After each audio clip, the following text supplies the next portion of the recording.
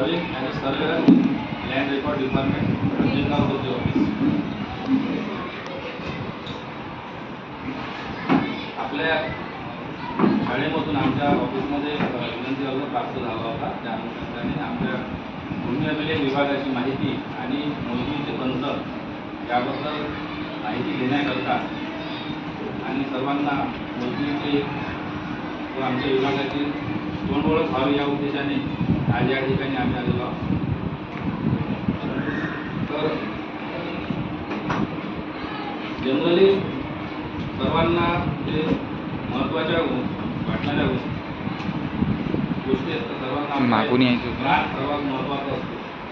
त्यानंतर जे प्रॉपर्टी प्रत्येकाकडे जे प्रॉपर्टी असते त्या गोष्टीला खूप महत्त्व असते आणि या प्रॉपर्टीच्या संबंधातच जी कामे केली जातात त्याबद्दल जे काही रेकॉर्ड असते ते सर्व रेकॉर्ड आमच्या कार्यालयामध्ये संधारण केले जाते, जतन केले जाते, त्याचं संरक्षण केलं जातं.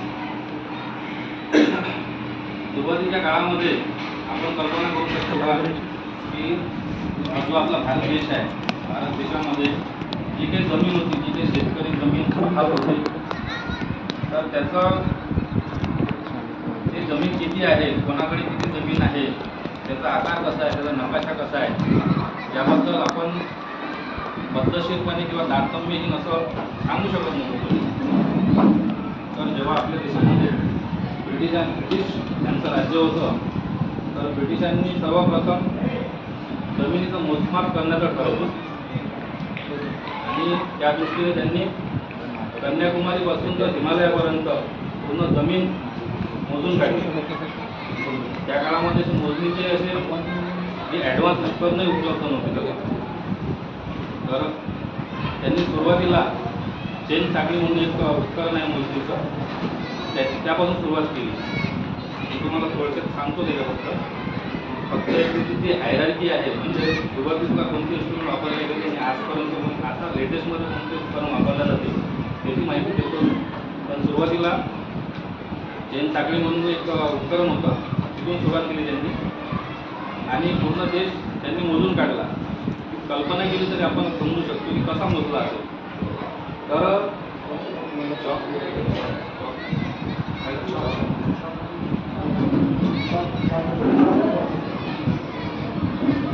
समजा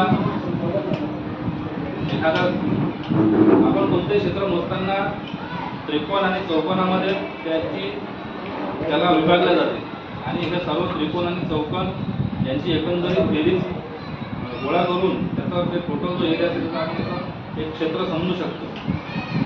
तर त्यांनी त्रिकोण आणि चौकोनाचा आधार घेऊन सर्व मोजणी केलेली आहे.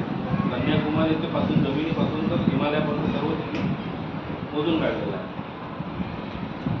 तर आमचा विभाग जो आहे भूमी अभिलेख विभाग हा सर्वे ऑफ इंडियाच्या अंडरमध्ये येतो आणि आजकाल जे काही गव्हर्नमेंट सेंट्रल गव्हर्नमेंट किंवा स्टेट गव्हर्नमेंटचे जे विभाग काम करतात त्या सर्व विभागामध्ये सर्वात जुना विभाग असेल याचा मला अभिमान गर्व वाटतो. कालचं कोणी हे पाहिलंय का, कोण बनेगा करोडपती, त्याच्यामध्ये सर्वात शेवटचा प्रश्न कोणता विचारला?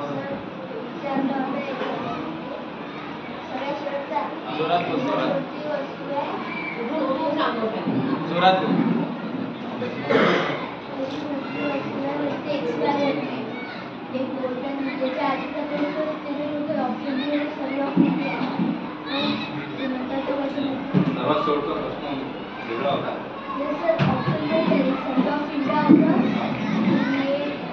रेल्वे होतं, लँड मोजमाप कोणाच्या अंडरमध्ये येतं? जवळपास तिथे जवळपास आहे तुझ्या प्रश्नाच्या. पण प्रश्न असा होता की आज सेतू टू हिमालया हे ब्रिज वाक्य कोणत्या विभागाचं आहे, कोणत्या डिपार्टमेंटचं आहे? त्याच्यामध्ये सुप्रीम कोर्ट जे दिलं होतं ऑप्शनमध्ये आर्कॉलॉजिकल ऑफ इंडिया होतं, सर्वे ऑफ इंडिया.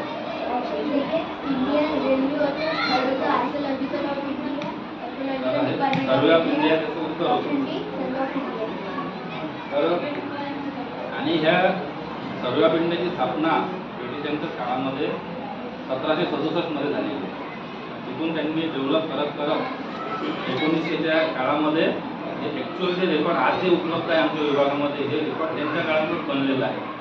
सुरुवातीच्या काळामध्ये तरी त्यांनी मोजणी कामं केली होती, पण त्यांना मोजणी करायला खूप वेळ लागला. म्हणजे 1767ला त्यांनी सुरुवात केल्यानंतर 1900 मध्ये पर्यंत जेव्हा ते आले, तर त्यांनी पूर्ण देश मोजण्यासाठी त्यांना तेवढा कालावधी लागला. आणि मोजणी झाल्यानंतर जे त्यांनी रेकॉर्ड तयार केलं, ते आजही आपल्या डिपार्टमेंटमध्ये उपलब्ध आहे.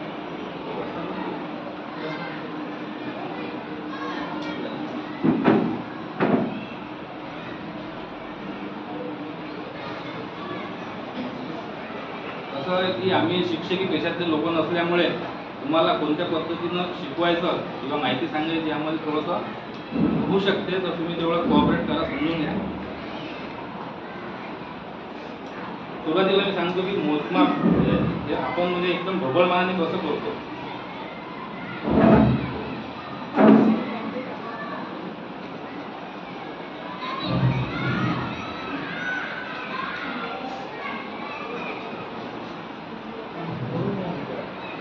जर आपण भारत एक कल्पना केली याची, समजा आपल्या भारताच्या नकाशाची, आणि आपल्या इथं गाव पकडलं आपण, अंजनगाव जोडी एखाद्या या ठिकाणी, तर या अंजनगाव च्या गावामध्ये आजूबाजूला जेवढी जमीन असेल याच्यामध्ये येणारी, आणि जमिनीचे जे काही तुकडे असतात,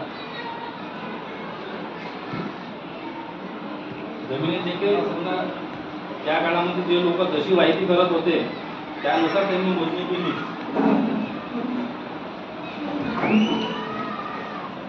असं एखादं शेत एखादा व्यक्ती वाहत असेल, तर हा त्याच्याकडे वाईचं शेत असेल, तर मग जेव्हा ब्रिटिश लोक जेव्हा मोजणी करत होते, तर ते कशी करत होते, त्याचं सोपं एक तंत्र होतं की ह्या शेतामध्ये सर्वात जे लांबचे जे टोकं आहेत त्यांनी एक अशी एक त्याला एक बेसलाईन म्हणून एक वापरलं, त्याच्या मोजणीच्या तंत्राचा भाग आहे तो. त्या बेसलाईन मधून इथून सुरुवात केली त्यांनी, इथं जायचं आहे, इथे जाता जाताना हा पूर्ण एरिया कव्हर करायचा. तर मग कसं करायचं, इथून निघाले, समजा इथून इथपर्यंत आले, जेव्हा 10 मीटर अंतर आहे, तर मग इथून हा कॉर्नर घ्यायचा, तर याला ऑफसेट म्हटलं जातं, याला बेसलाईन म्हटलं जातं. बेसलाईनचं माप जर 10 असेल आणि हे जर माप समजा 20 आहे, तर हा एक त्रिकोण तयार झाला. हा एक त्रिकोण मग पुढे गेल्यानंतर समजा अजून आपण पुढे गेलो, इथं समजा 5 मीटर अंतर आलं, 5 मीटरवर हा ऑफसेट त्यांना दिसते. त्याचं जे इन्स्ट्रुमेंट असते मोजणी, त्याला क्रॉसटॉप म्हणतात. त्या क्रॉसटॉपमध्ये समलंब तो काटकोन टाकला जाते. बेसलाईनला पकडून हा काटकोन टाकून हे जे माप असेल, समजा 8 मीटर असेल, तर हे टोटल माप 10, 15 आणि हे 8 एक त्रिकोण. असं करता करता पुढे गेले,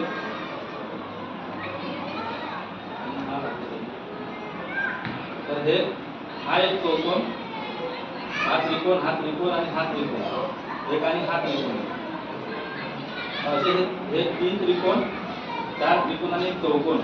त्या त्रिकोणाचं चौकोनाचं क्षेत्र काढलं, ते कॅल्क्युलेट केलं की ह्या पूर्ण एरियाचं क्षेत्र तयार झालं. आणि हे करत असताना तेव्हा आज जे आपण मोजमापासाठी जे मीटरचे माप वापरतो, तेव्हा मीटरचे माप वापरले जात नव्हते. साखळी आणि आण्यामध्ये ते माप वापरले जात होते. हे जशी आकृती आहे, ह्या सर्वे नंबरचा हा जो पूर्ण हे झाला, याला टिपण म्हटलं गेलं होतं त्यांच्या काळात, टिपण. तर हे मूळ रेकॉर्ड आहे तेव्हाच, त्यांच्याच काळातलं, ब्रिटिशांच्याच काळातलं बनवलेलं तेव्हाचं रेकॉर्ड आहे. हे आज असं समजा हार्ड कॉपीमध्ये आहेत, हे आता आमच्या इथं स्कॅनिंग आणि डिजिटायझेशन झालेलं आहे. त्याचा वापर तेवढा आम्ही करत नाही, पण हे आहे आमच्याकडे उपलब्ध.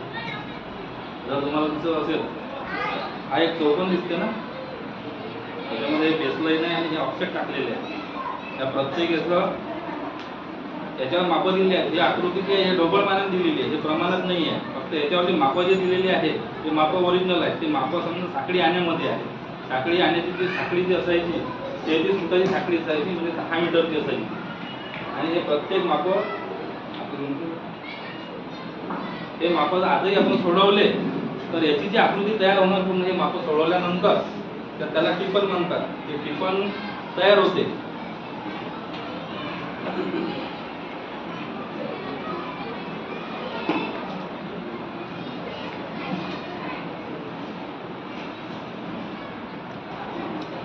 आम्ही आपल्या अंजनगाव कोरेगाव तालुक्यातलं एक गाव आहे निमखेड बाजार. त्या गावचा हा बस्ता आहे. त्या बस्त्यामध्ये कोणकोणते डॉक्युमेंट असतात ते मी सांगतो तुम्हाला. त्याच्यामध्ये पहिलं डॉक्युमेंट असते नकाशा. हा नकाशा आणि हा नकाशा जो आहे एवढा दिसतो आपल्याला, हा प्रमाणात आहे. याचं प्रमाण ठरलेलं आहे. इथे नाव आहे निमखेड बाजार, तालुका जिल्हा, आणि याच्यामध्ये प्रमाण आहे एकाच 10,000. म्हणजे याच्यावर जर 1 mm असेल तर जागेवर 10 मीटर ते माप असणार. आणि जे मी आता हे टिपण सांगितलं तुम्हाला, त्याच्यातलं एक कोणतं एक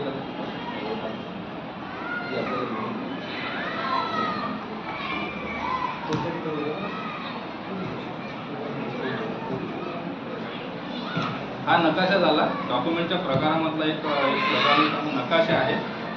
एक टिपण बुक आहे. कदाचित तुम्हाला समज म्हणजे थोडंसं भारी जरी समजायला, फक्त या बस्त्यामध्ये कोणकोणते डॉक्युमेंट उपलब्ध असतात, कोणते त्यांनी तयार करून ठेवले, हे मी सांगण्याचा प्रयत्न केला. एक नंबर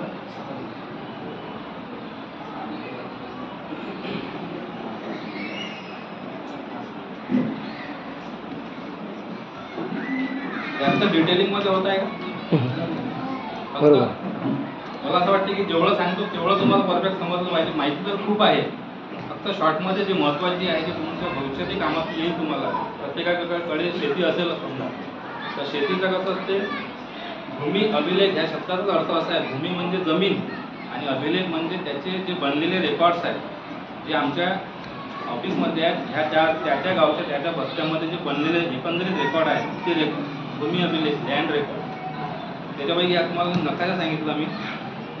आता याच्यामध्ये समजा हे हा गटाचा नकाशा आहे, दिसणार नाही सर्वांना, पण हे सर्वे नंबर 6 आहे.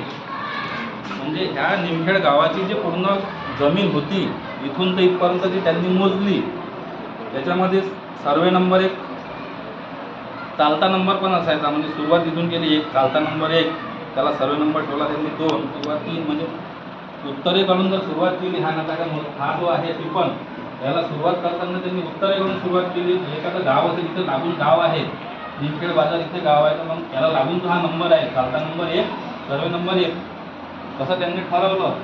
आणि याचं जे टिपण तयार केलं समजा, हा समजा आपण सर्वे नंबर 6 समजू.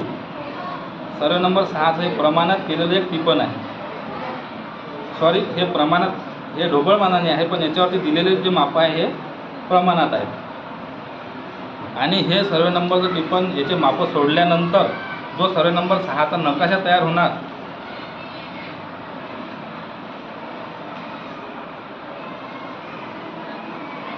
तो एक्झॅक्ट हा जो आहे सर्वे नंबर 6 एवढा होईल तो प्रमाणात. त्याचं क्षेत्र आणि याचं क्षेत्र सारखं राहणार, सारखं भरणार. कालांतरानं काय झालं की हा सर्वे नंबर सुरुवातीला एकाच मालकाचा होता बरोबर. आणि भविष्यामध्ये मग काय झालं की याच्यामध्ये जे वारस वाढत गेले, समजा एका व्यक्तीला 3 मुलं होती, तर याचे 3 हिस्से झाले. तेव्हा मग याच्यामध्ये गट पडले. गट पहिले सर्वे नंबरच होता, नंतर गट पडले. आणि आजकाल जे आपण जे व्यवहारामध्ये ऐकतो 7-12, पहिले 7-12 पूर्ण नंबराचा असायचा. सर्वे नंबर 1 आहे समजा, पूर्ण 7-12 सर्वे नंबर 1चा. याच्यामध्ये कालांतरानं जे वारस वाढले किंवा कोणी शेती विकली, तुकडे त्यातले तुकडे विकले, तर 3 7-12 तयार झाले. समजा सर्वे नंबर 1चे सर्वे नंबर 1, 2, 3 असे हिस्से झाले. आणि आज अस्तित्वात आहे आपण जे सर्व ऐकतो 7-12 म्हणून, तर 7-12 तुम्ही सर्वांनी ऐकलेलं आहे, पण हे रेकॉर्ड तुम्ही ऐकलेलं नाही आहे. हे रेकॉर्ड प्रत्यक्षपणे फक्त मोजणी करतानाच कामात येणारं रेकॉर्ड आहे. त्याच्यामुळे कोणी याच्यावर जास्त लक्ष देत नाही. हा एक कोटीचा टिपणाचा भाग आहे. जे मूळ टिपण असते, म्हणजे जे सर्वे नंबर्सच आहे, त्याच्यात तुकडे पडल्यानंतर हिस्से कसे फिट केले डिपार्टमेंटनं, त्याच्याबद्दल ही माहिती सांगणारं कोटीचा टिपण बुक आहे. आणि जे हिश्श्याचा जो हिशोब असायचा, तो हिश्श्याचा हिशोब पण याच्यात दिलेला आहे. सर्वे नंबर 1चे हिस्से किती पडले, त्याचं क्षेत्र किती, हे सर्व दिलेलं आहे.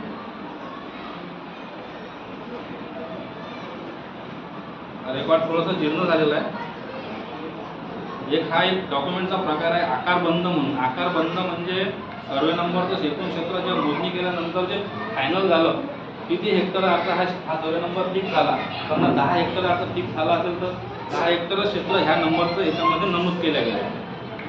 इथपर्यंत समजलं का तुम्हाला? हा आकारखंड म्हटलं जातं. एक हे डॉक्युमेंट आहे याच्यामध्ये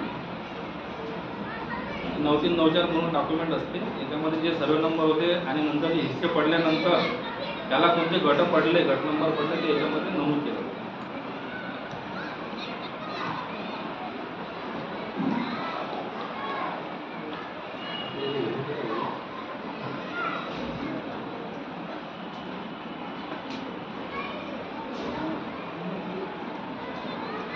तर सुरुवातीला ब्रिटिशांना मोजणी करण्याची काय आवश्यकता भासली असेल तर त्यांना असं वाटलं की मोजणी आपण इंडियामध्ये राज्य करतो तर सर्व इंडिया आपण मोजून काढला पाहिजे किंवा काय गरज पडली असेल तर सुरुवातीला कर आकारणीसाठी म्हणजे प्रत्येकाकडे जर शेती टॅक्स जे आपण आज देतो, आपण आज प्रत्येक वस्तूवर टॅक्स देतो, परंतु सुरुवातीला कोणत्याही वस्तूवर टॅक्स दिला म्हणजे शेतीवरच टॅक्स देत होते. त्यांनी सुरुवातीला मग प्रत्येकाकडे वाहत असलेल्या शेतीचं एक मोजणी करून एक निश्चिती करावी, कर निश्चिती करावी, यासाठी सर्व शेती त्यांनी मोजून काढली. आता आमच्या विभागाबद्दल थोडी माहिती देतो तुम्हाला. भूमी अभिलेख विभागाची संरचना म्हणून तर सर्वात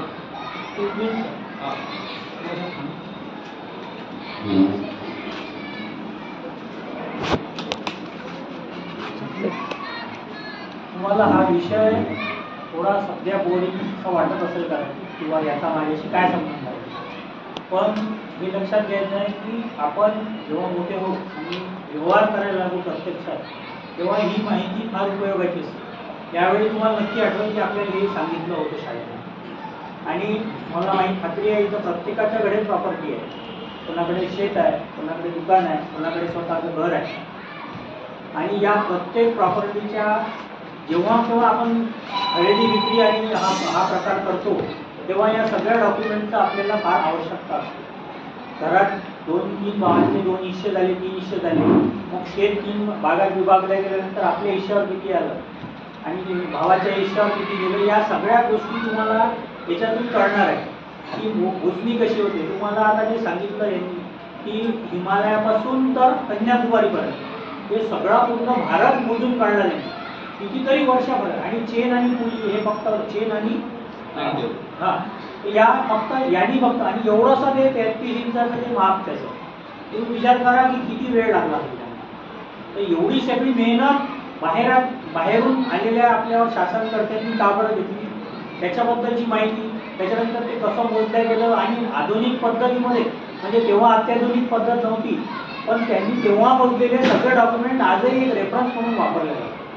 मग त्याची मोजणी कशी झाली आणि त्यांनी कसा त्याचा उपयोग आपण या आजच्या व्यवहारामध्ये करून घेतो हे सगळं तुम्हाला याच्यातून क्लिअर होणार आहे. थोडंसं तुम्हाला वाटत असेल पण लक्ष दिलं तर तुमच्या लक्षात येईल. आणि हे लक्षात घ्यायचं आहे की हे सर जे तुम्हाला माहिती सांगत आहे त्याच्यानंतर यांच्याकडून 3 प्रश्न विचारले जाणार आहे. त्या 3 प्रश्नांचे उत्तरं तुम्हाला द्यायचे आहे आणि ज्यांनी दिले त्याला आपण एक बक्षीस पण देणार आहे तिघांनी. तर याच्याकडे कृपया बरोबर लक्ष द्या आणि काय सांगतात ते आपल्या ग्राफ्स करायचा प्रयत्न करा. ठीक आहे. आणि लक्ष द्या पूर्ण कॉन्सन्ट्रेशन.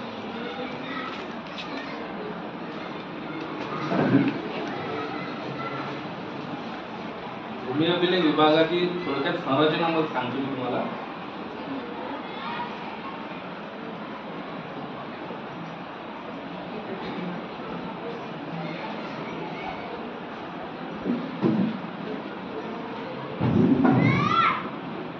जमाबंदी आयुक्त आणि संचालक हे हेड ऑफ द डिपार्टमेंट जे आहे पुण्याला ऑफिस आहे महाराष्ट्र सरकारमध्ये हे आमच्या विभागाचं. त्यानंतर जे आपले डिव्हिजन आहेत 6 महाराष्ट्रामध्ये अमरावती, नागपूर, कोकण, औरंगाबाद, छत्रपती संभाजीनगर, पुणे.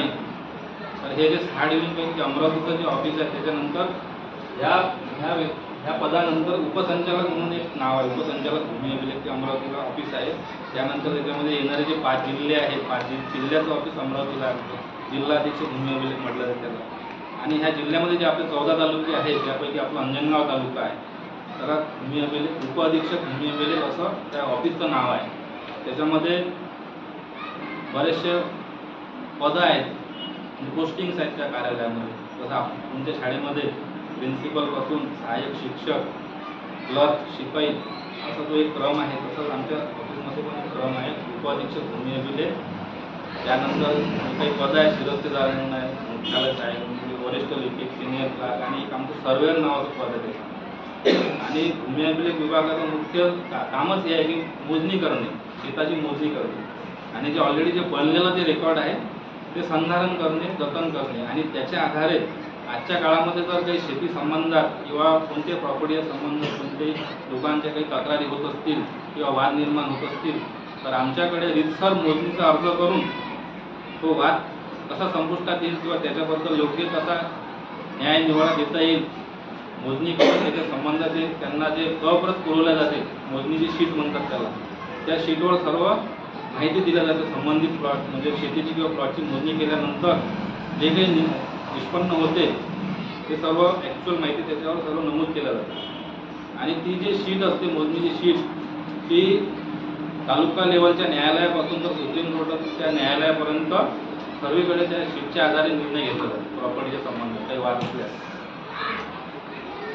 तर सुरुवातीला मी सांगितल्याप्रमाणे हा सर्वे नंबर मोजण्यासाठी त्यांनी चेन साखळी यूज केली. चेन साखळी ही 33 फुटाची होती, म्हणजे 10 मीटरची होती. अशी चेन साखळी टाकत अशी टाकणे आणि अशी टाकणे, ऑफसेट घेऊन हे केलं. त्यानंतर हा प्लेन टेबल होता. प्लेन टेबल आला, याच्यानंतर एक अद्ययावत साधन म्हणून प्लेन टेबलची थोडीशी पद्धत वेगळी होती. फक्त हा चेन साखळीद्वारे असं डायरेक्ट घेऊन असे ऑफसेट घेऊन याचे मापं घेऊन त्याचं क्षेत्र काढल्यानंतर हे एकंदरीत क्षेत्र मिळत होतं. प्लेन टेबलमध्ये तीच पद्धत होती, फक्त असे मापं टाकायची गरज नव्हती. त्याच्यामध्ये काय होतं की हा जो नंबर आहे याच्या ह्या कॉर्नरला झेंडी लावायची. झेंडी म्हणजे असा बांबू उभा करायला किंवा रॉड उभा करायला, त्याला लाल कपडा वगैरे लावायचा. ह्या सर्व ठिकाणी बांबू उभे करून पद्धत अशी होती, असं जायचं आणि हे त्याला ह्या टेबलवर याला मार्क केला जात होतं. हे असे मार्किंग केलेल्या पॉईंट सर्व मोजणी झाल्यानंतर मिळाले आणि हे पॉईंट आपण जोडले की हा आकार तयार होत होता. शॉर्टकटमध्ये सांगतो, मला समजायला कदाचित कठीण जाईल. हे जे इथे ह्या प्रत्येक कॉर्नरला जर झेंडी लावली आणि इकडून अशी सुरुवात केली मोजत म्हणजे गेले ह्या झेंड्या आपल्याला दिसत गेल्या आणि ह्या पेपरवर काय होतं की एक शीट असायची. शीट जे ड्रॉइंग पेपर असायचा, ड्रॉइंग पेपरवर हे झेंडीचे सर्व मार्किंग केलं जात होते.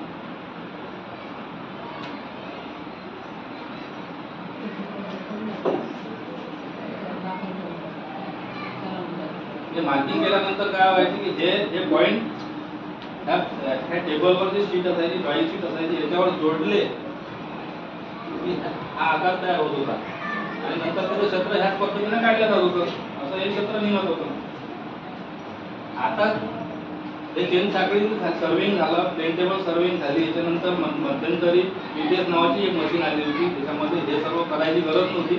डायरेक्टली हे पॉईंट एकाच ठिकाणून घेतल्या जाऊन त्याचं क्षेत्र निघत होतं.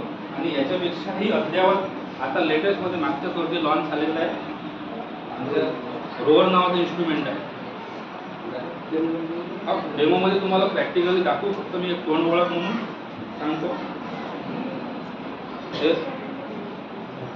याच्यासाठी याच्या सेफ्टीसाठी मोठी पेटी असते, पण आम्ही आता आणण्यासाठी सोयीचं म्हणून बॅगमध्ये सांगतो. हे रोवर नावाचं इन्स्ट्रुमेंट आहे. याच्यासोबत हा टॅब आहे आणि एक रॉड असते. त्या रॉडला हे लावले जाते.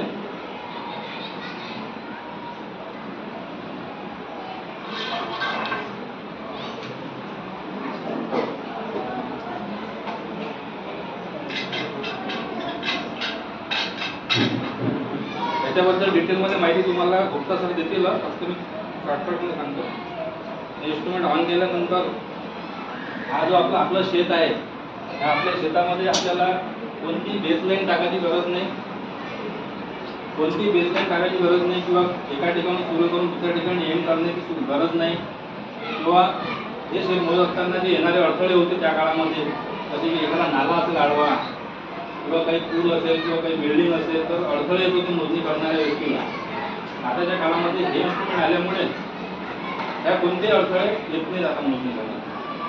डायरेक्टली आपण जेवढा एरिया कव्हर करायचा आहे, जेवढे एरियाचं आपल्याला क्षेत्र काढायचं आहे, या मशीनच्या द्वारे आपण डायरेक्ट सॅटेलाइट याला कनेक्ट होते, त्याच्याद्वारे आपण करू शकतो. यानंतर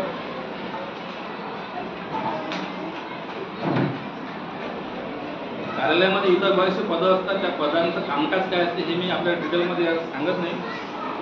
फक्त 2 गोष्टी सांगतो की आमच्या कार्यालयामध्ये 2 मुख्य भाग आहेत कामकाजाचे. एक आहे नगर भूमापन आणि दुसरा भूमापन विभाग. नगर भूमापनाकडे हा जर अंजनगाव शहरी भाग असेल, शहरी भागातील जे प्रॉपर्टीजची घरं वगैरे रस्ते याच्याबद्दल मोजणी करून त्याच्याबद्दल माहिती देणे हे सर्व सांगितलं जाते. आणि जो भूमापन म्हणून आहे, भूमापनाकडे म्हणजे जे अंजनगावची तेवढी शेती असेल, ते शेतीचे जेवढे काही गट नंबर, सर्वे नंबर असतात त्याची मोजणी केली जाते. आणि मोजणी कशी केली जाते? डायरेक्टली मोजणी करायला आमच्या ऑफिसमधून स्वतःहून कोणी येत नाही. जे काही समजा आपले तुमच्या घरी तुमची शेती, तुमचे वडील, तुमचे काही खातेदार असतात, जे काही शेतकरी असतात, ते आमच्या ऑफिसमध्ये मोजणीसाठी अर्ज करतात. त्याची रितसर फी ठरलेली आहे. विविध नमुन्यामध्ये अर्ज सादर करावा लागतो. क्षेत्राप्रमाणे त्याची फी ठरलेली आहे, तेवढी फी घेतली जाते. आणि कालावधी साधारण तातडी, अति तातडी ह्या कालावधीनुसार ती फी कमी जास्त असते. आणि त्याच्यामध्ये मोजणीचे प्रकार सांगतो मी थोडक्यामध्ये तुम्हाला. हद्द कायम मोजणी म्हणून असते. म्हणजे हे जेव्हा मोजणी वेळेसाठी केली आणि याचा रेकॉर्ड तयार करून टिपण करून ठेवलेला आहे टिपण, आणि हा गट समजा आधी तुमचा असेल जागेवर, आज तुमच्याकडे एवढाच हिस्सा आहे शेताचा आणि तुम्हाला याचीच मोजणी करायची आहे. आम्ही जेव्हा तुम्ही जेव्हा अर्ज करता आणि आम्ही प्रत्यक्ष मोक्यावर जागेवर येतो तेव्हा आम्ही हा सर्व नंबर आजही तिथं त्या ठिकाणी अशाच आकाराचे असतात. त्याच्यात कमी जास्त थोडंफार असू शकते, म्हणजे कोणी अतिक्रमण वगैरे करतात लोक, पण हा जो आकार आहे, हा सर्वे नंबरचा जो आहे जीवाचा असलेला, तो आधी आपल्या जागेवर मिळते. आणि त्याच्या आधारे मग जे याचं ठरलेलं क्षेत्र आहे, ठरलेलं जे टिपण किंवा जे टिपण आहे ते सोडवल्यानंतर त्याचा जो एक आकार तयार होते आमच्या ऑटोकॅडमध्ये, किंवा आपण हे मोजणी करत असताना त्याला आम्ही शीटवर टिपण सोडवायचो. आता आम्ही ऑटोकॅडमध्ये टिपण सोडवतो, जे माप वगैरे टाकून जातो ऑटोकॅडमध्ये. आणि हा आज जरी आम्ही जागा आल्यानंतर हे टिपण हे सर्वे नंबरची मोजणी केल्यानंतर हा क्षेत्र किती असायला पाहिजे आणि आज किती आहे याचा ताळमेळ घेऊन त्याचा हिशोब करून त्याच्याबद्दल याच्या हद्दीच्या दिशेने आम्ही निश्चित करतो जाग्यावर. अशी त्याची शीट देतो तुम्हाला पूर्व खातेदाराला. हे झाली हद्दकांची मोजणी. त्या गटात हा गट जर सेपरेट गट असेल तर त्याच्यामध्ये नंतर मग पोटनिसा मोजणी, बिनशेती मोजणी, जे आता आपण बघतो की सुरुवातीला आपल्या अंजनगावच्या आजूबाजूला कोणते असे लेआउट नव्हते. लेआउट बिनशेती म्हणतात त्याला. म्हणजे जे आज जे काही शेतकरी शेती करतात, परंतु गावाला जी असणारी जी शेती असते ती त्यांना शेती करण्यापेक्षा ती शेतीमध्ये लेआउट टाकून जे शेती विकल्यानंतर जे काही जास्त पैसा मिळू शकतो आणि त्याला व्यावसायिक स्वरूप दिले जाते, याने म्हणतात त्याला नॉन ॲग्रिकल्चर, त्याला कन्वर्ट केलं जाते. पण ते त्या मोजणीला बिनशेती मोजणी म्हटलं जातं. नंतर असते भूसंपादन मोजणी, म्हणजे आपलं जर शेत आहे अंजनगावला लागून पुढे संघटनेचे शेत असते आणि आपल्या शेतामधून गव्हर्नमेंटला जर एखादा प्रोजेक्ट करायचा असला, कालवा वगैरे जाते बरेच लोकांच्या शेतामधून, कालवा जेव्हा जाते तर आपल्याला असं वाटतं शेत आपलं आहे, पण गव्हर्नमेंटचा जर प्लॅन असेल की इथून हा कालवा जाणार आहे, तर मग ह्या शेतामधून आपलं जर जे काही आपलं शेत हे जर 4 एकराचं असेल आणि त्याच्यातून हा कालवा गव्हर्नमेंटला न्यायचा आहे आणि 10 गुंठे 10 आर एवढं जर क्षेत्र आपल्या इथून जात असेल तर ही जी गव्हर्नमेंटकडून मोजणी केली जाते आमच्या ऑफिसद्वारेच, त्या मोजणीला भूसंपादन मोजणी म्हटलं जाते. आणि त्याच्या संबंधाने माहिती आणखी सांगतो की ही जमीन सातबारा आपला असा आहे जमिनीचा, परंतु गव्हर्नमेंटनं जर ठरवलं की ह्या क्षेत्रामधून एवढी 10 गुंठे जमीन शासनाला घ्यायचीच आहे तर शासनची घटक असते. कारण एवढी काही जमीन आहे ही आपल्या नावात सातबारा जरी असला तर ती एक शासनाची असलेली अलिखित नियम आहे की तुमचे प्लॅन असला तरी शासन ती जमीन भूसंपादन करू शकते आणि ते त्याद्वारे जी मोजणी त्याला भूसंपादन मोजणी म्हटलं जाते. आणि कोर्ट वाटप, कोर्ट कमिशन हे नावाच्या मोजण्या असतात. जे काही वाद जमिनीचे झालेले आलेले असतात. त्याच्यानंतर त्याच्यावरची मोजणी होते, ती कोर्टामध्ये जाते. त्याच्यावर नंतर कोर्टात थ्रू जे आमच्या ऑफिसकडे काही अर्ज येतात आणि त्याच्यावरती मोजणी केली जाते, ती कोर्ट वाटप, कोर्ट कमिशन मोजणी म्हटलं जाते. अशा प्रकारे मी आटोप केली. फक्त तुम्हाला एक सांगतो की जे नगर भूमापन आणि भूमापनमध्ये जे मोजणी काम केलं जाते, जर नगर भूमापनमध्ये काम करताना नकाशा म्हणजे जास्त छोटा भाव नाही म्हणून एकाच 500च्या प्रमाणात केला जाते. आणि हा जो नकाशा आहे, हा नकाशा तुम्हाला एकाच 10,000च्या प्रमाणात दिसतो. याच्यावरचं जे एक स्केलमध्ये तुम्ही जर 1 mm मध्ये जर एखादं कोणतंही धुऱ्याचं जर माप नसून मोजलं तर 1 mm भरत असेल तर जागेवरती 10 मीटर राहणार. आणि तुम्ही प्रत्यक्ष तुमच्या शेताची किंवा तुमच्या घराची मोजणी करू शकता. तुम्हाला जर हा विषय जर समजला असेल, हा झाला शेतीचा संबंध. असं जर आपलं घर असेल 4 दिशा चौकोनी जर आपलं असं हे असेल तर आपण त्याला असं काटकोन चौकोनामध्ये विभागून असे ते मापं टाकून आपण ते क्षेत्र ढोबळमानाने आपल्याला मोजू शकतो. जे हे मशीन जे आहे हे ॲक्युरसीसाठी आहे. त्याच्यामध्ये पूर्ण MM मध्ये क्षेत्रफळ निघते आणि पूर्ण परफेक्ट राहते.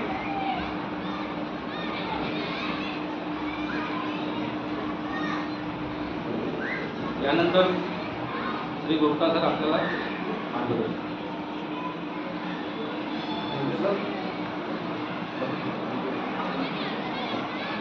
आपल्या इथं सर्वांच्याच घरी शेती असेल आहे ना? शेतीचं काय डॉक्युमेंट असते?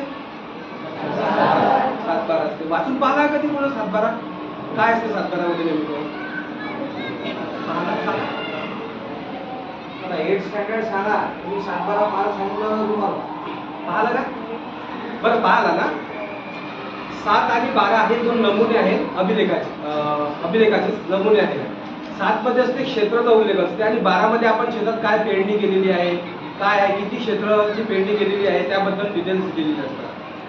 आता प्लॉटचं पाहिलं काय कोणा? पाहिलं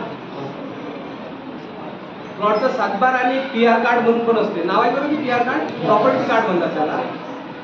प्रॉपर्टी कार्ड पण असते. त्याच्यामध्ये तुमचा एरिया दिलेला असते प्लॉटचा. आता एरिया असते जमिनीचा. एरिया आपण मॅथमध्ये पण सॉल्व्ह करतो ना.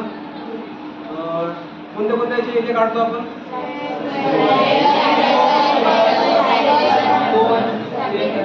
अच्छा. ट्रायंगल, अजून कशाचा?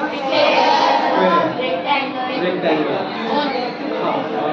मॅक्सिमम प्लॉट्स जे असतात ना ते स्क्वेअर किंवा रेक्टँगल. आणि शेतीचा जो डाटा असतो तो मॅक्सिमम जो असतो तो रेक्टँगल आणि ट्रायंगल या शेपमध्ये काढला जातो. आता जमिनीवरचा मोठा असतो, जमीन मोठी असते की नाही आपली, आणि आपल्याला छोट्या कागदावर काढायचा आहे त्याचा एरिया काय आहे काय नाही आहे. म्हणून त्याला आपण एक स्केल म्हणून हा स्केल जे असतं ना प्रमाण दिलं आहे. आता तुला नकाशा वाचता येते काय? नकाशावर काही लिहिलेलं असते 1 1 1000, 1 10,000. जसं या नकाशावर लिहिलेलं आहे 1 10,000. समजलं का? हा जो आहे 1 mm म्हणजे माहित आहे ना किती सेंटीमीटरचा? 1 सेंटीमीटर किती mm चा होतो? आणि 1 इंच किती सेंटीमीटरचं होते माहित आहे कोणाला? 1 इंच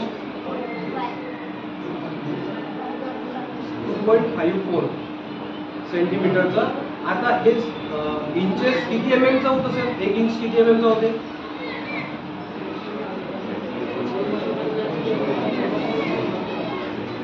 25.4.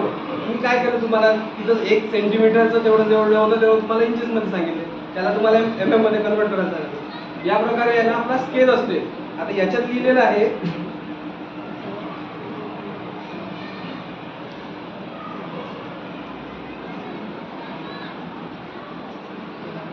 1:10,000. एकाच 10,000 म्हणजे 1 mm म्हणजे किती? 10,000 mm. आता 10,000 mm म्हणजे किती होणार? 10 मीटर. कोण म्हटलं ना? 10 मीटर. 10 मीटर होणार. म्हणजे ह्या नकाशावर जेव्हा तुम्ही 1 mm स्केल लावाल तेव्हा ते 10 मीटर डिस्टन्स राहणार तुमचं. अशा प्रकारचे नकाशे वाचत असतात. आता याच्या रीडिंग करतो आपण नकाशाला. या प्रकारे राहते. आता जो एरिया आहे, आता ट्रायंगलचा एरियाचं काय हे आहे? ट्रायंगलचा एरिया रेक्टँगल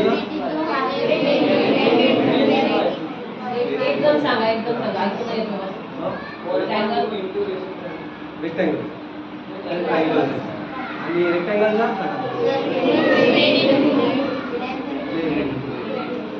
यामध्ये रेक्टँगलमध्ये अंबुरा समोरील बाजू बोथ साईडचा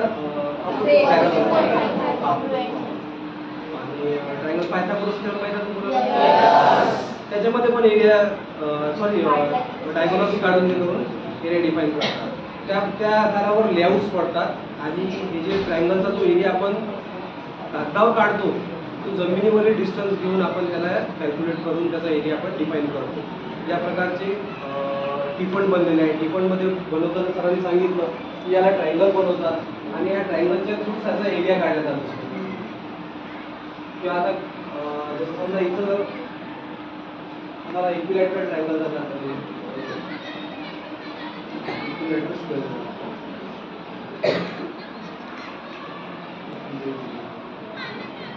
ही अंबुरा समोरील बाजू सारखी आहे 1/2 असंच ना, बरोबर? याचा एरिया असा काढतील आणि 1/2 इंटू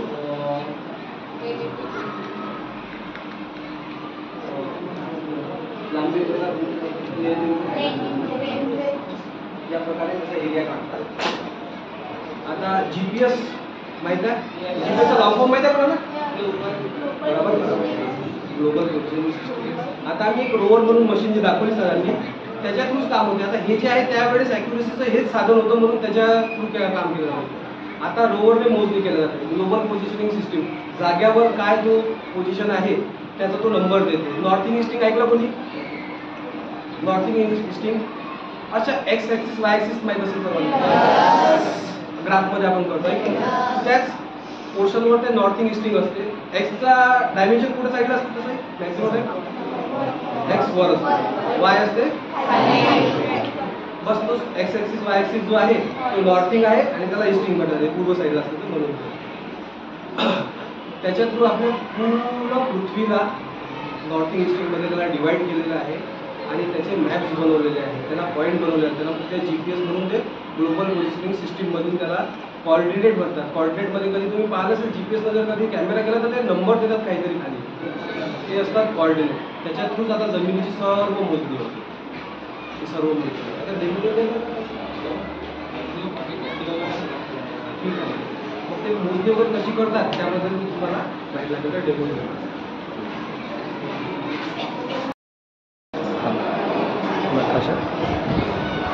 गाव नकाशा गट नकाशा म्हटलं जाते या डॉक्युमेंटला.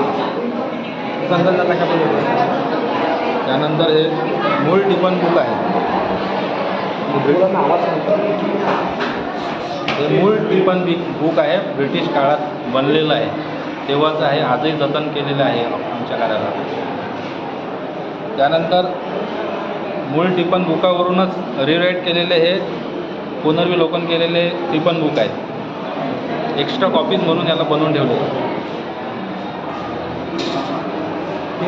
गटबुक आहे सर. मूळ टिपण बुकामध्ये जेव्हा हिस्से पडले त्या कसे पडलेले आहेत त्याबद्दल याच्यात माहिती मिळते. आणि ह्याच टिपणावरून याच्यामध्ये जे हिस्से पडले त्याचा जो किती क्षेत्राचा खुलासा करण्यासाठी हे कोर्ट हिस्सा पत्रक तयार केलेला आहे. हा एक महत्त्वाचा डॉक्युमेंट आहे.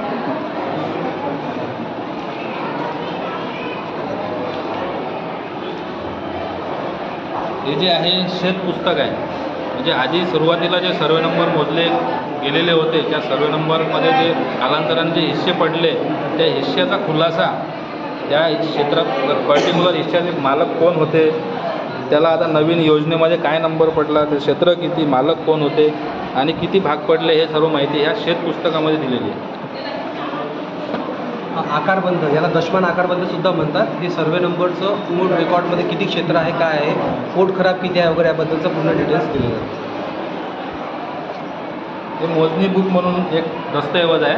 मोजणी बुकामध्ये ॲक्च्युअलमध्ये तेव्हा केलेली मोजणी, त्याचा चालता नंबर, सर्वे नंबर, क्षेत्र आणि सर्वे नंबरच्या आकारमान कसं होतं याची एक ढोबळमानाने माहिती ह्या पुस्तकामध्ये दिलेली आहे. मोजणी हा गटाचा आकारबंध, हा गटाचा आकारबंध आहे. याच्यामध्ये त्या गटाचे क्षेत्र किती आहे, त्याच्यात पोट खराब किती आहे, कशाबद्दल वैतीचं क्षेत्र किती आहे याबद्दल पूर्ण डिटेल्स दिलेले आहेत.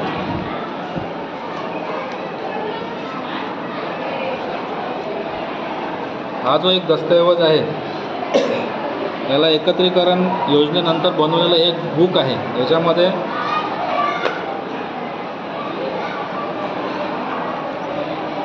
आधीचे जे मुख्य सर्वे नंबर होते ते सर्वे नंबरमध्ये जे हिस्से पडले आणि त्या हिश्श्यामध्ये नंतर जे गट पडले त्या गटामध्ये नवीन मालक कोण आले, नवीन क्षेत्र किती निर्माण झालं, त्याला कोणता गट नंबर पडला, आता अस्तित्वात असलेला गट कोणता आहे.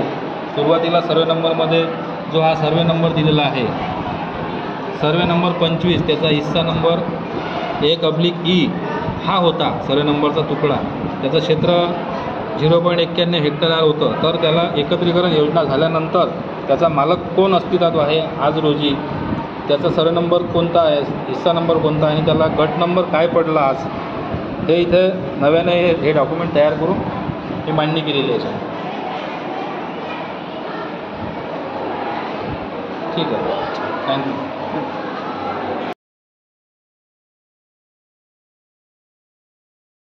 याच्यामध्ये इथं बॅटरी दिली आहे. याच्यामध्ये बॅटरी ऑपरेटेड आहे ते. बॅटरी लावल्यानंतर इथे सिम्बॉल आहे, इथे सॅटेलाईटचं सिम्बॉल आहे. नंतर वायफायसाठी कनेक्शन लाईट दिलेलं आहे याच्यामध्ये आणि ऑन ऑफचं दिलेलं आहे लाईट.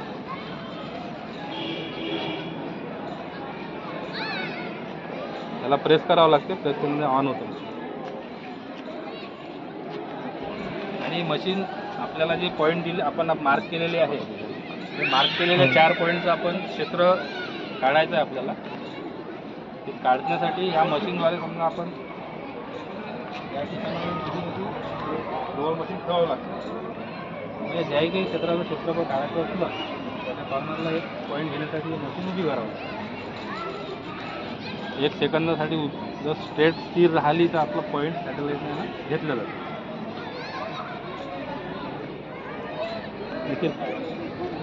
चालू केलं, कनेक्ट करतो तुम्ही. चालू जागा दिला कनेक्ट करतो.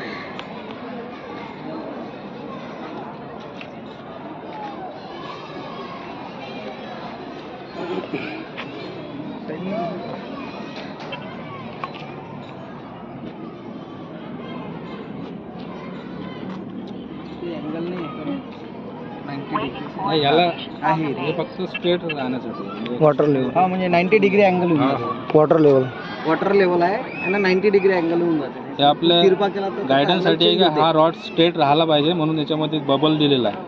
त्या लेवल लावावं लागते त्याची 90 डिग्री. आता आपण हा जो प्लॉट आहे 4x5 चा मार्क केलेला आहे. हे रोवर मशीन आहे. हे जे आहे हे कॉर्डिनेट घेते, GPS म्हणतो ना आपण, हे कॉर्डिनेट घेते. आणि हे कंट्रोलर आहे, याच्यात ते स्टोअर होते. हे मशीन आपण कुठं नेलेली आहे, काय आहे ते ठेवल्यावर, ते जरा सेट केल्यावर हे सांगते आपल्याला याच्यामध्ये. आता समजा मी इथं एक पॉईंट घेतलेला आहे तर तो ह्या पॉईंटचे कॉर्डिनेट काय आहे ते आपल्याला डिटेक्ट करून देईल. तो तिथं घेतल्यावर ते पॉईंटचे कॉर्डिनेट काय आहे ते डिटेक्ट करून देईल. तो या प्रकारे ही वर्क करते. आणि ते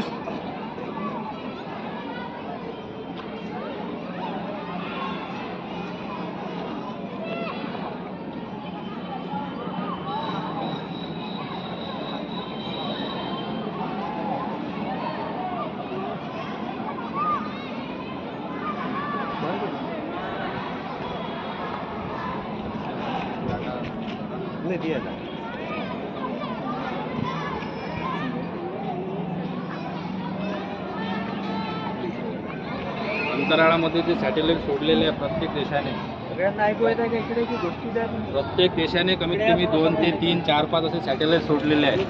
आणि हे जे रोवर मशीन आहे त्या मशीनला जेव्हा हे कनेक्ट होते सॅटेलाईट, कमीत कमी प्रत्येक देशाचे सर्व मिळून असे 40 ते 50 सॅटेलाईट याला कनेक्टेड असतात ॲट द टाईम.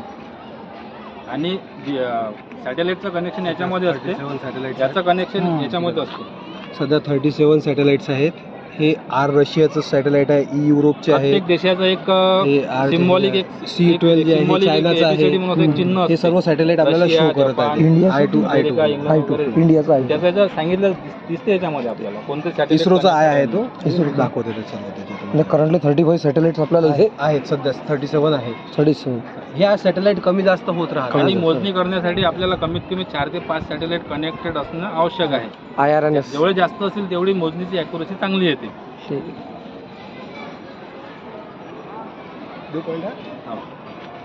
आता आपण हा 4x5चा एक प्लॉट मार्क केलेला आहे. याचं क्षेत्र आपल्याला माहीत असेल. 4x5चं किती येईल क्षेत्र? 20 येणार ना. तर हे 20 क्षेत्र एक आपण एक मॅक्झिमम असं पकडलेलं आहे. तर हे मशीनमध्ये पण तेवढंच येते हे आपण आपल्याला माहीत पडतं.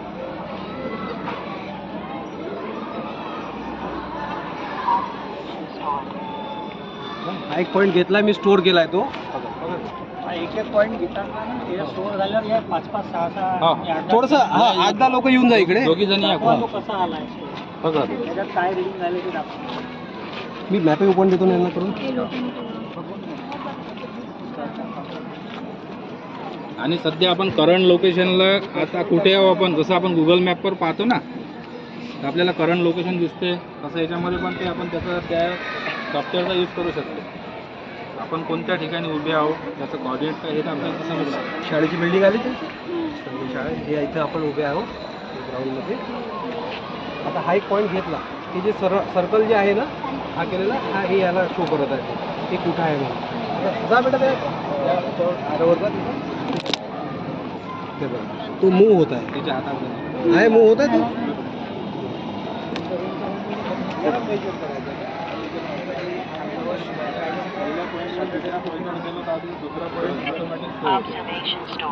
आता आपण 2 पॉईंट झाले. 2 पॉईंट झाल्यानंतर आपल्याला तिसऱ्यासाठी रेडी आहे मशीन. तिसरा पॉईंट आपल्याला घ्यायचा असेल तर त्याच्यामध्ये दिसते की आता आपण तिसऱ्या पॉईंट घ्यायला रेडी आहे. या बेटा ऐक या सर, चला सर. चला नेक्स्ट. आता तुम्ही इकडे आता ते नेक्स्ट पॉईंटला गेले बघा. हे मूव होता ना ते, तो नेक्स्ट पॉईंटला जात आहे तो, म्हणून मूव होत आहे. हा तुम्ही दाखवतो ना पहिले, मेजरिंग दाखवतो.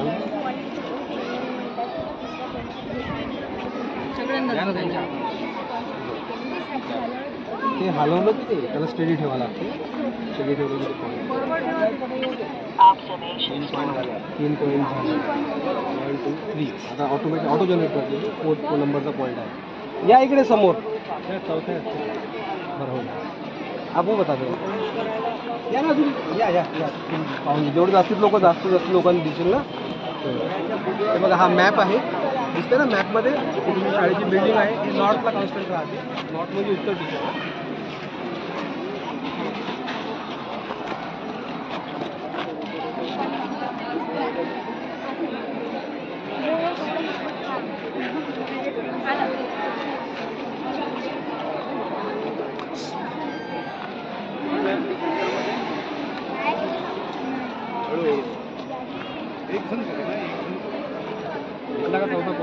चालू आहे.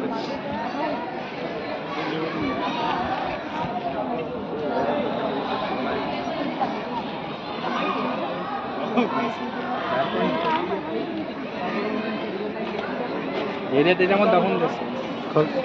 स्क्वेअर फीटमध्ये दाखवून द्या. किलोमीटरमध्ये. आता किती कोणते कोणते पॉईंट पाहा लागतील आपल्याला चेक करायसाठी, एरिया पाहायचा असलं तर नंतर 1 2 3 4 19.80 आलं. म्हणजे 20-50च्या वर जेव्हा जाते ना ते, तेव्हा ते फुल हा 20 स्क्वेअर मीटर आला हा एरिया. समजलं ना. बस सॅटेलाईटच्या थ्रूच आपण कॉर्डिनेट थ्रू आपण कुठल्याही प्रकारचं काम करू शकतो. पहिले आपल्याला पाहावं लागत असलं. जसं आता तुम्हाला ही क्षेत्र मोजायचं आहे तर तुमच्याकडे एक विचारू शकतो. आली का सर्व?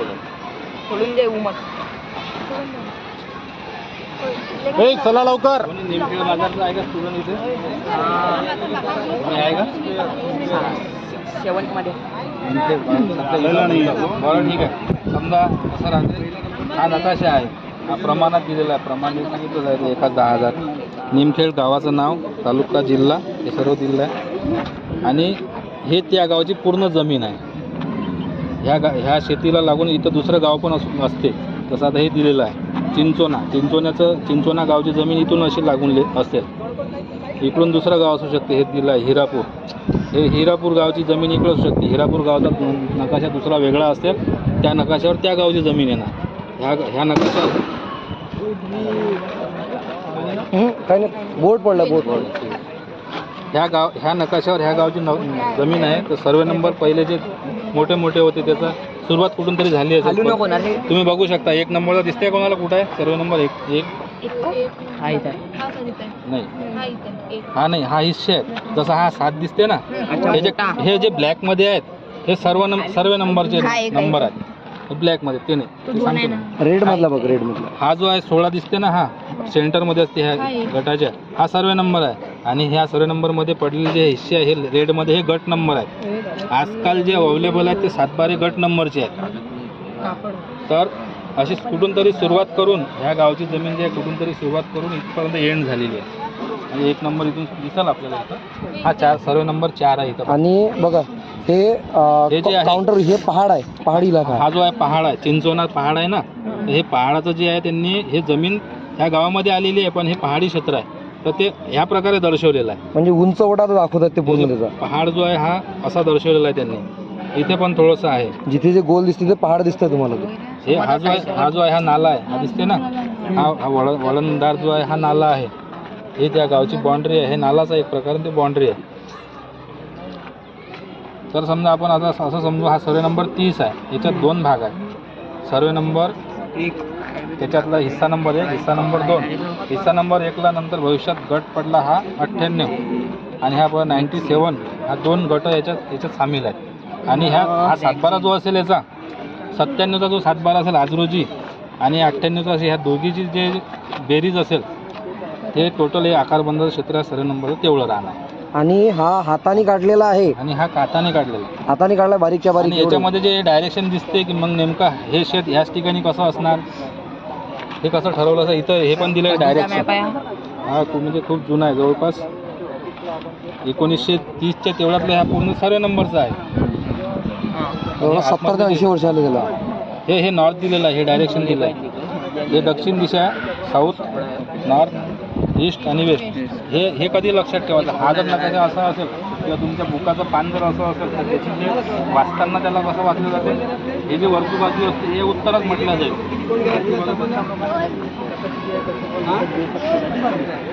कोणते प्लॉट मोठे असतात. ते मोठे प्लॉट समजा गोष्टी समोर ठेवल्या जातात कारण रोडच्या फ्रंटला काय व्हॅल्यू जास्त मिळते. तर त्या रोडचे प्लॉट पुढे एरियामध्ये मोठे असतात. काही 2000चे, काही 2500चे, काही 1000चे. तर असे प्लॉट त्याचे पाडून त्याचं अप्रुव्हल घेतलं जातं. आणि मग या शेताचे तसे भाग पाडून आम्ही यांनाच परत बोलावतो. हे जे सर्वेअर वगैरे आले आहेत ते शेताची पण मोजणी करतात आणि मग जे दिले आहेत ते प्लॉट्स आपण त्याच्यामध्ये त्या प्लॉटच्या प्रत्येक याचं मेजरमेंट ते आपल्याला त्याच्यावर त्या लेआउटवर म्हणजे शेतामध्ये आपण पाडून देतो आणि त्याच्यानुसार मग त्या प्लॉटची आकार मग ते मग इंडिव्हिज्युअली ते हे बरोबर हे 7-12 कॅन्सल होऊन जाते. ते पुढचं काय स्टेप की आता समजा त्याचे प्लॉट पडले. समजा याच्यात 50 प्लॉट पडले. 50 प्लॉटमध्ये एक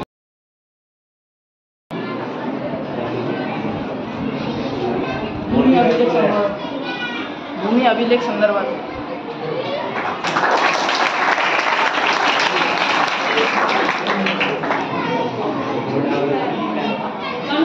जा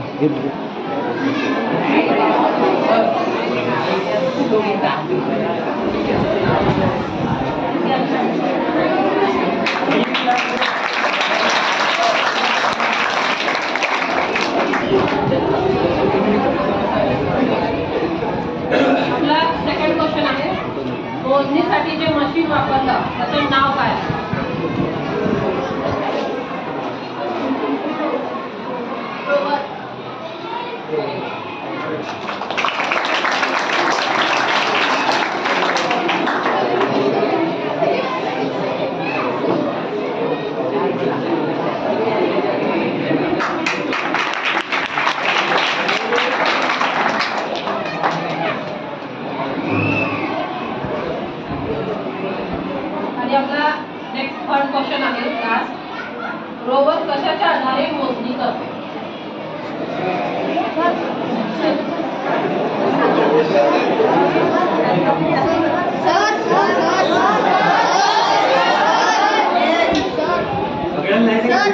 शॉर्ट नाही सर इकडे विचारलंच नाही. लास्ट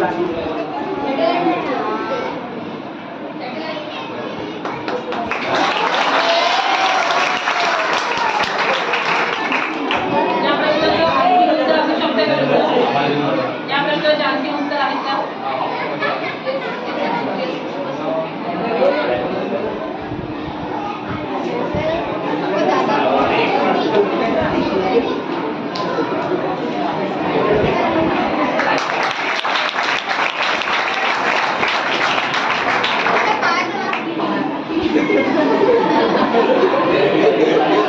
दादा हा आणखी एक मी क्वेश्चन विचारते, फक्त याचा घेऊन नाही देणार मी, विचारते मग.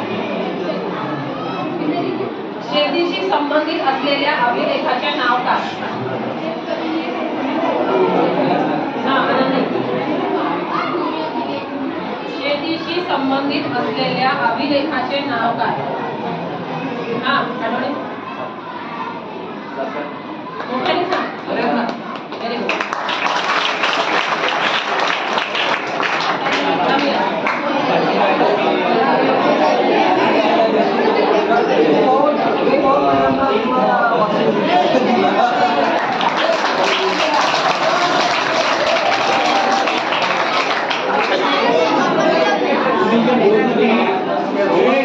ओव्हर जे मोजणी करते ते तुम्ही सांगितलं GPS पद्धतीने केल्या जाते.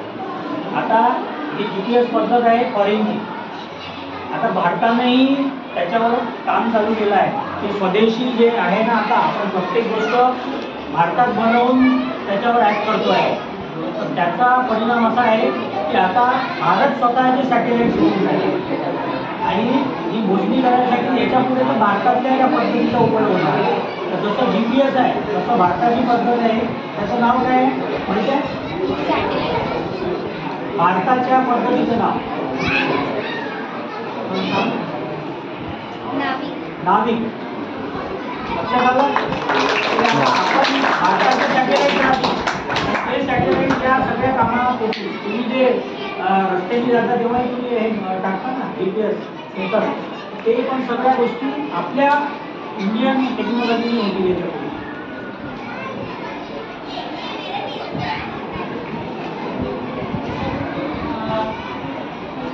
श्री विशाल वानखडे सर आणि श्री गुप्ता सर यांनी आपल्याला खूप छान माहिती दिली त्यांच्या कार्यालयाबद्दल आणि त्यांच्या कार्यालयात कसे काम चालते. तर विद्यार्थ्यांना माहिती दिली तसं त्यांना प्रॅक्टिकली त्यांना सांगितलं, त्यामुळे तुम्हाला ते लक्षात आलं हो की नाही. त्याच्यामुळे आपण त्यांना पूर्ण फुलाची पाकळी म्हणून एक छोटंसं बुक गिफ्ट देऊया आपल्या शाळेत.